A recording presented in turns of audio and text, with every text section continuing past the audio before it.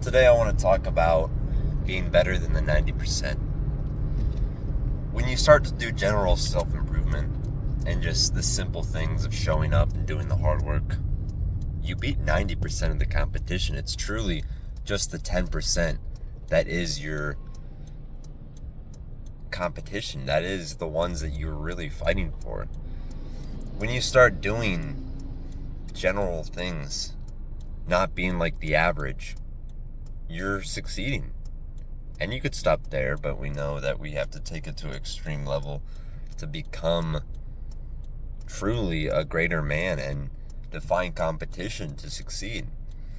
So what are some things that we can do to beat the average person? One that I kind of want to talk about is the diet that we have. Everyone's, I have a great diet, blah, blah. You still find yourself eating hamburgers and pizzas and shitty food that really messes up your consciousness.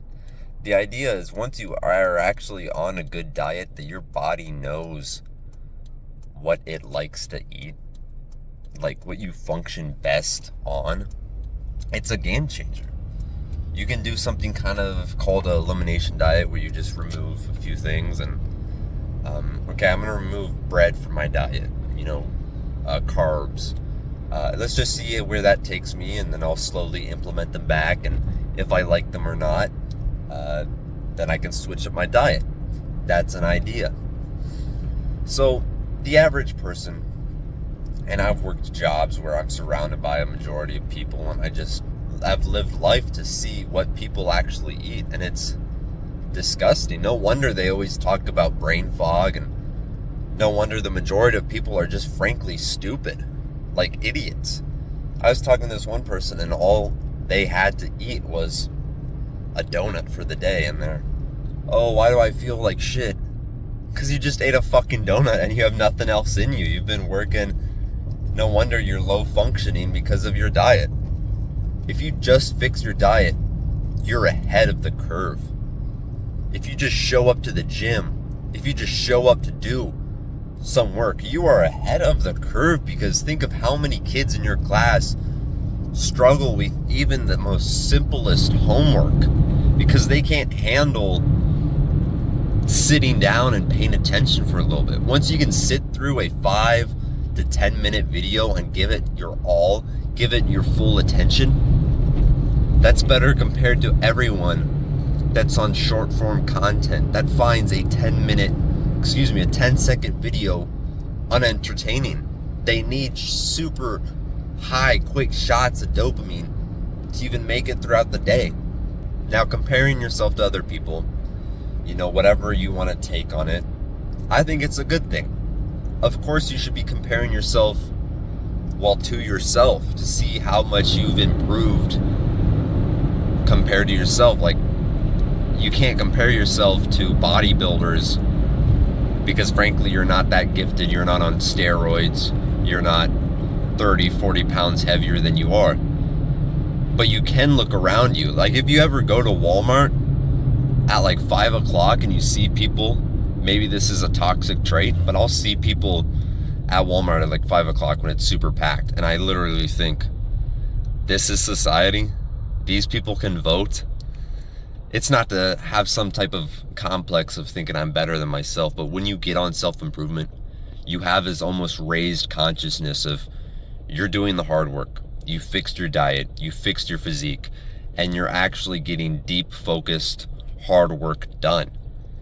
It's so easy to improve in life, and once you get 6 months to 12 months of self-improvement done, you notice instant gains. And instant is like 6 months, sure.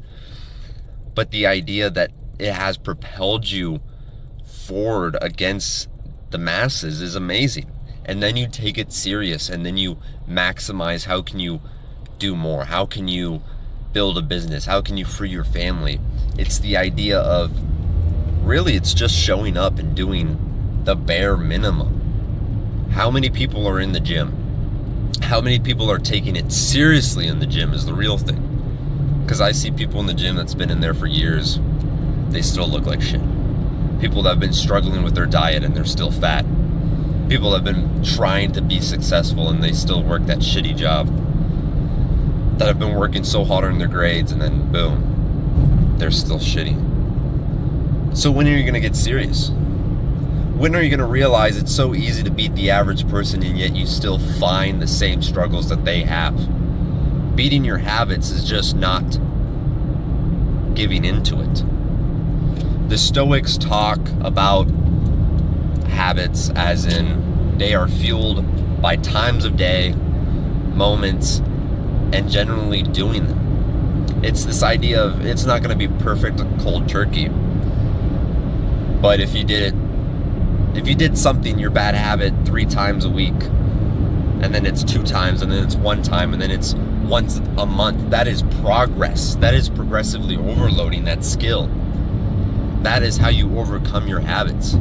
But to kind of zoom back into this topic of it's really not that difficult to improve, is the main things I have for you is to look around you, and you can look at charts and see the averageness of, well, the average person, the disgustingness of them. And you can think, if I just put a little bit more effort in, if I just try a little bit harder, you realize how weak the average person is. And you are a strong young man trying to improve. That is a trait that people don't have. So be so utterly proud of yourself that you're willing to make sacrifices and transparency through meditation of understanding that I'm not a perfect person. My physique, my diet, my mental health, my grades, my finances could all be improved. Let's do something about it. That is a trait that 1% has. And actually taking the action, shit, barely anyone has that, because it's this mentality of poor me. Aw, poor me. I'm stuck in this shitty job. What can I do about it? Boo-hoo. But it's you. You're that young man that is going to change, that sets goals and takes reasonable action to achieve them. So I'm going to leave that with you for today. So go out there and do the hard work. Like and subscribe for more videos like this.